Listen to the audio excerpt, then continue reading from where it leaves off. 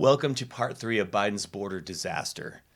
Today I will discuss the sovereignty of our nation and some recent court rulings that may reduce the amount of illegal entries into the United States.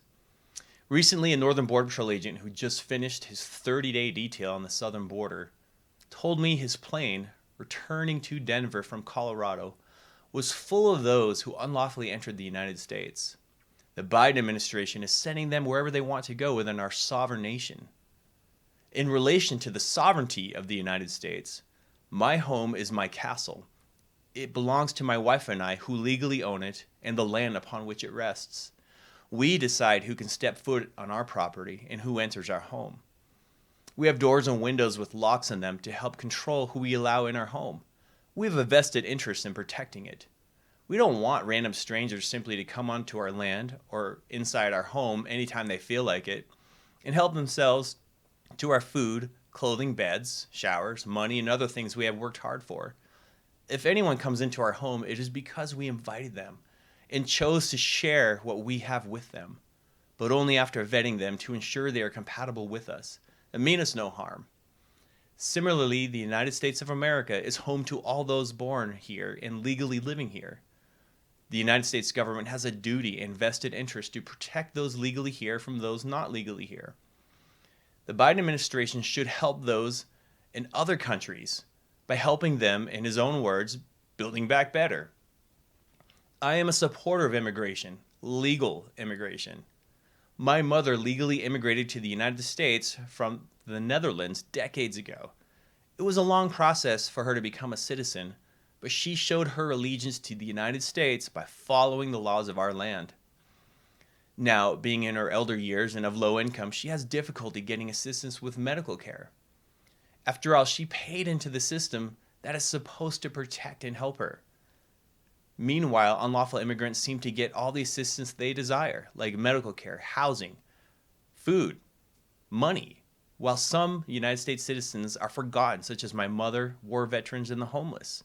I believe in helping those we can, but it must be done with wisdom and in an orderly manner.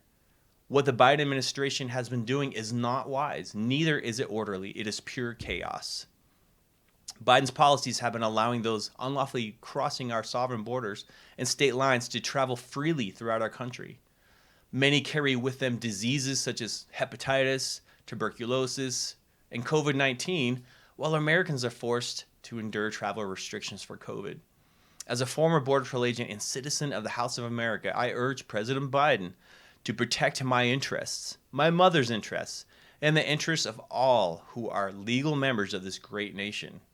I encourage President Biden to honor our immigration laws by restoring the policies of the previous administration that stemmed the flow of unlawful entries across our borders and finish the wall. The wall works.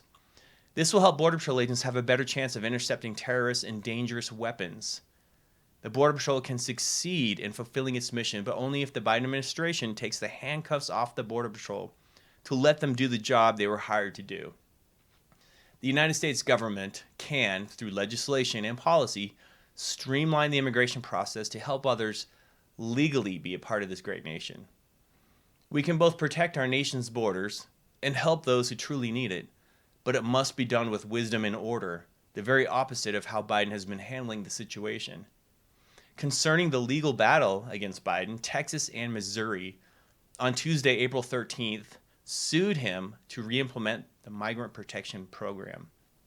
On August 16th, 2021, a federal court ruled the Biden administration acted arbitrarily in ending the Migrant Protection Program the Trump administration established to require immigrants to remain in Mexico pending immigration proceedings.